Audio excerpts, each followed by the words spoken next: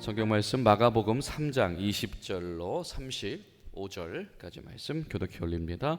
집에 들어가시니 무리가 다 모임으로 식사할 겨를도 없는지라. 예수의 친족들이 듣고 그를 붙들러 나오니 이는 그가 미쳤다 하밀라라.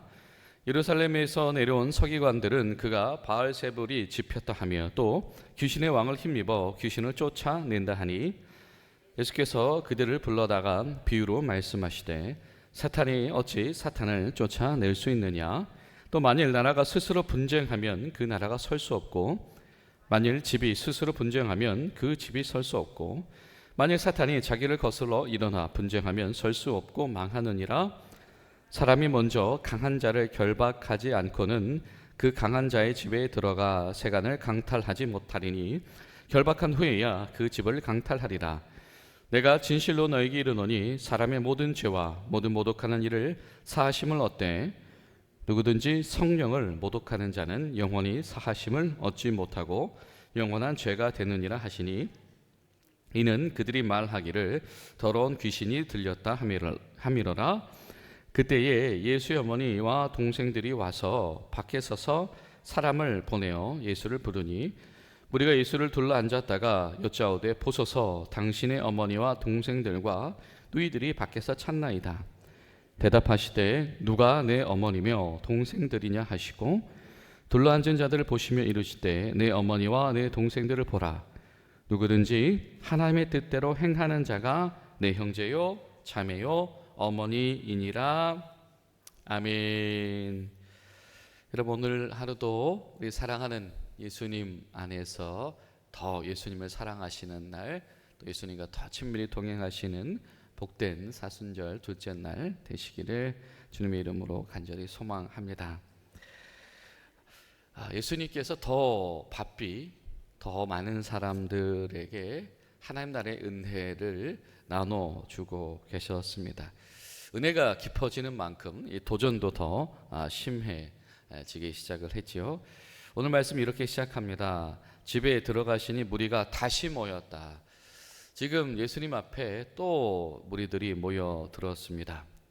예수님이 제자들과 함께 기도하시고 훈련하시고 그런 여정 가운데 또 실수 없이 주님 앞에 회중들이 모여드는 겁니다. 얼마나 바빴든지 식사할 겨를도 없었다.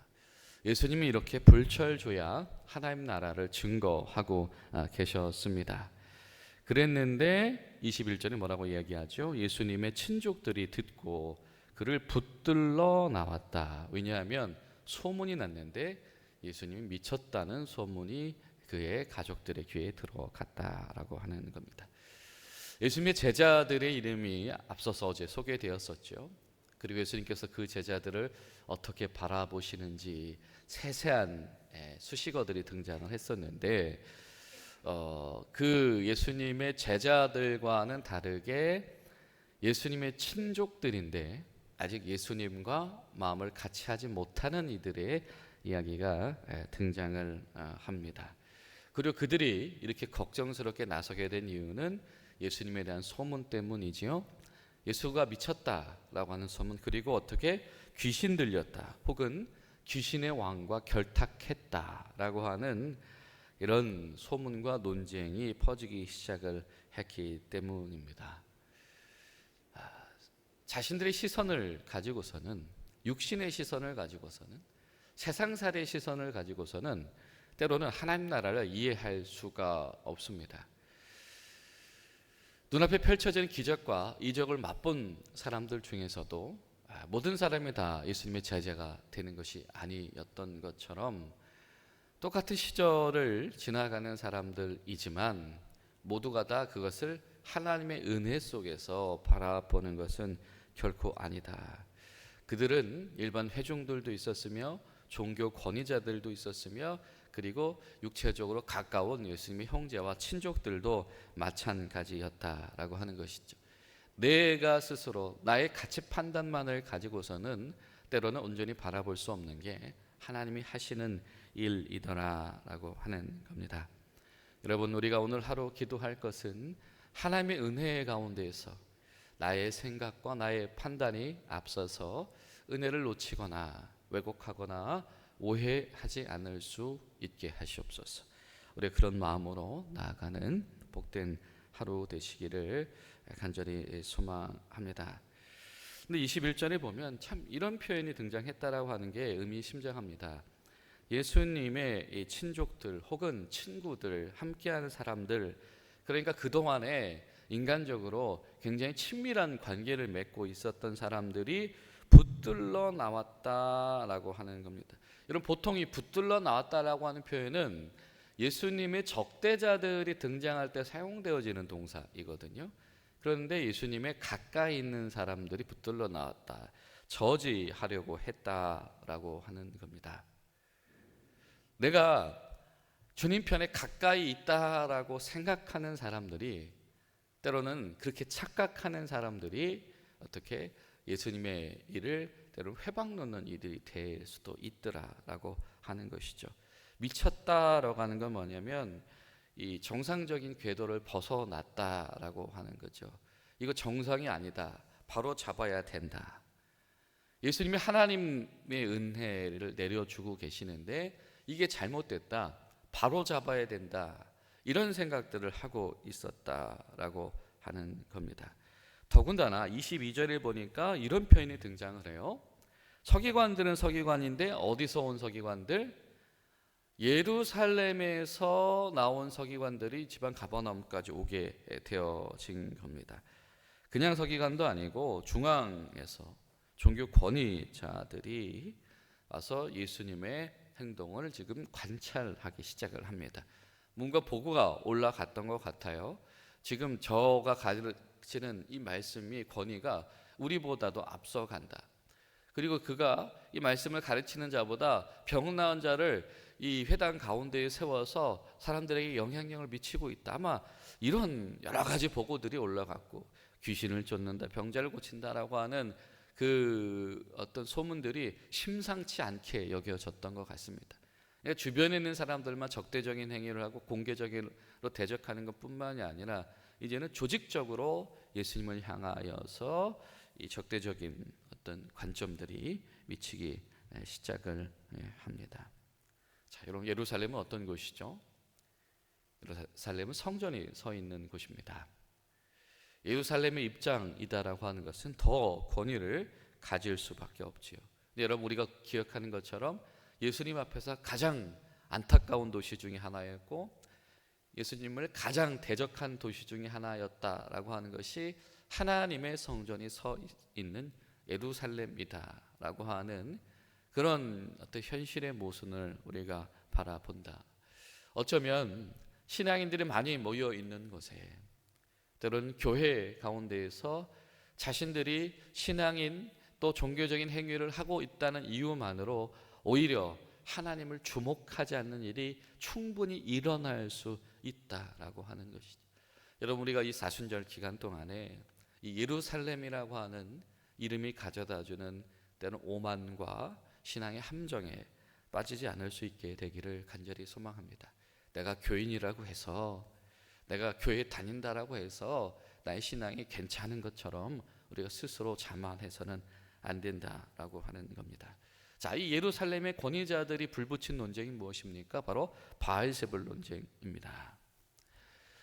이것은 몇 가지 관점들을 볼 수가 있을 텐데요. 주일날에도 이야기를 나눴었습니다만은, 1차적으로 바알세불이다라고 하는 것은 때론 유대주의자들 입장에서는 이 상대방 이 종교들을 때론 모욕할 때에 이 파리의 신이다, 이런 뜻으로 사용하기도 하고요. 이 우두머리의 집에 사는 사람, 귀신의 우두머리, 이런 뜻으로 사용되어지기도 합니다. 귀신의 왕과 결탁해서 귀신의 왕을 힘입어서 귀신을 제압한다. 이런 마치 술법사들이 행위를 하는 것처럼 예수님의 행위를 그런 정도로 매도하고 싶어 합니다.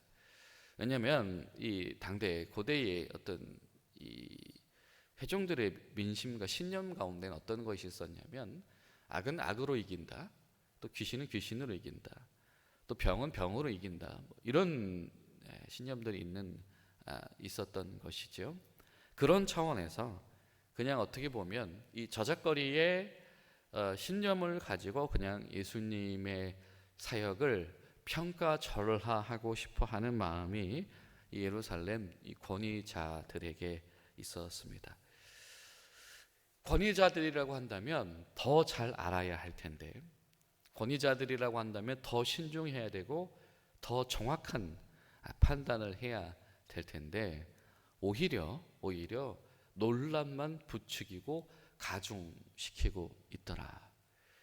답을 내려주기는커녕 더 혼란과 미궁 속에 빠뜨리고 있더라. 예수님께서 비유로 말씀하셨다. 알아듣게 하시려고 말씀하셨다. 한 집안이 그렇게 대적해서 설 수 있겠냐? 나라가 설 수 있겠냐?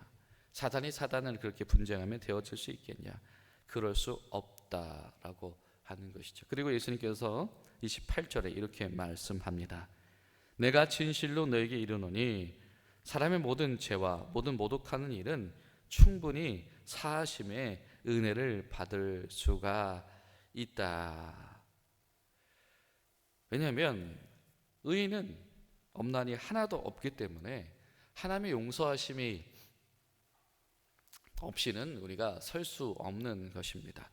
그러나 그럼에도 불구하고 그 중에서도 성령을 모독하는 자 혹은 성령을 회방하는 자는 영원히 사하심을 얻지 못한다.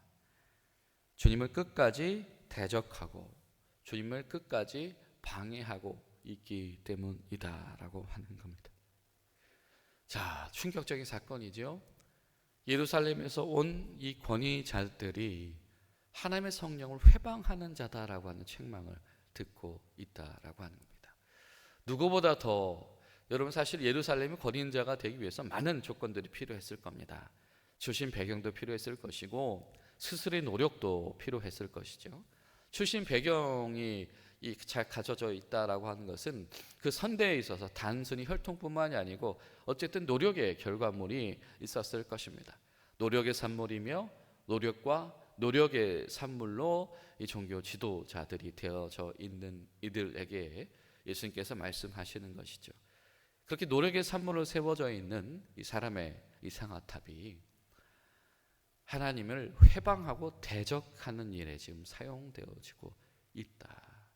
하나님을 대적한다라고 한다면 하나님 앞에서 사하심을 기대하고 용서를 구하는 자들은 하나님의 은혜를 입을 수 있지만 아무리 그가 종교 지도자라고 하여도 하나님을 대적하는 이에게는 그럴 기회가 결코 주어지지 않는다라고 하는 것이죠. 여러분 사실 이 예수님의 말씀을 잘 새겨 듣고 평생도록 순종한 사람이 있다라고 한다면 바로 사도 바울일 것입니다. 자신이 가지고 있었던 모든 권위, 자랑을 다 내려놓고 끊임없이 크고 작은 모든 일에 주의 성령을 의지하여서 주님께 순종하기로 나는 주님의 종입니다 라고 하는 자기 정체성을 자처했던 사람이 바로 사도 바울이었지요. 우리에게도 그러한 믿음이 필요한 줄로 믿습니다. 하나님, 우리가 신앙인이라고 자처하면서 성령을 회방하는 자가 되지 않게 도와주시옵시고 하루하루를 내가 주의 십자가 앞에서 함께 못 박힌 바 되어지고 주님의 십자가 앞에서 겸손히 자복하면서 늘 주님의 은혜를 구하는 성도들 되게 하시옵소서. 우리가 그런 마음으로 기도하는 하루 되시기를 간절히 소망합니다. 자, 그 논쟁 이야기를 예수님께서 이렇게 결론 지으시고 나서 다시 가족들의 이야기로 돌아오게 되어지죠. 아마 이 종교 지도자들에 대한 예수님의 책망이 지금 자세하게 소개되어져 있었는데 그들뿐만이었겠습니까? 지금 예수님에게 이 비평적인 혹은 불편한 시각을 가지고 있는 사람들이 대부분 그런 비슷한 말에 동조하는 것이죠. 그러니까 예수님의 지금 친족들도 미쳤다라고 하는 이야기를 기정사실로 여기고 붙들러 왔었던 겁니다. 자, 그 예수님의 가족들, 예수님의 어머니 마리아와 동생들이 밖에 서서 사람을 보내서 예수님을 불러냈습니다. 아마 인파들이 많아서 예수님한테 가까이 가기가 어려웠던 것 같습니다. 무리 중에서 둘러앉은 자들 가운데서 예수님에게 말을 전하죠. 예수님, 당신의 어머니가 왔습니다. 당신의 동생들이 왔습니다. 평생을 가까이서 살았지만 그 하나님 나라를 이해할 수 없었던 이들을 향해서 예수님께서 어떠한 시선으로 바라보셨을까? 그리고 지금 또 그 주변에 있는 주님을 따르는 이들에게 이 말씀을 하고 계신 것이죠. 누가 내 모친이고 누가 내 어머니고 누가 내 형제들이냐라고 하는 겁니다. 이 둘러보시고 둘러앉은 자들을 둘러보셨다. 이 표현이 참 특별한 것 같아요. 앞에서 3장 초반부에는 예수님을 고발하는 자들을 둘러보셨다라고 하면서 그들의 마음 하나하나를 읽어내셨다. 그리고 그들에게 대답을 주길 원하셨다라고 하셨던 것처럼 이번엔 무엇입니까? 예수님, 지금 가족들이 오셨어요 라고 하는 그 주변에 둘러앉은 자들을 하나하나 바라보시면서 그들의 마음을 헤아리시면서 이렇게 말씀하시는 겁니다. 하나님의 뜻대로 행하는 자들은 다 내 형제요 자매요 내 어머니다. 이곳에 둘러앉은 자들이 다 어머니다. 이게 뭐 육신의 어머니를 부인하는 것 결코 아니죠. 육신의 형제들을 부인하는 행위가 결코 아닙니다. 버리기 위해서 하는 이야기가 아니고 하나님 앞에서의 진정한 가족과 같은 제자 공동체, 하나님의 뜻 가운데 모여 있는 이들은 혈연 관계 이상의 특별한 가족으로 부름 받았다라고 하는 은혜를 우리 가운데 초대하고 있는 겁니다. 사실 여러분, 우리 군인교회가 이 오늘 말씀에 가장 적절한 현장이 아닐까 싶어요. 왠지 아십니까? 우리 군인교회는요 10개의 교단이 함께 들어와 있습니다. 그렇죠?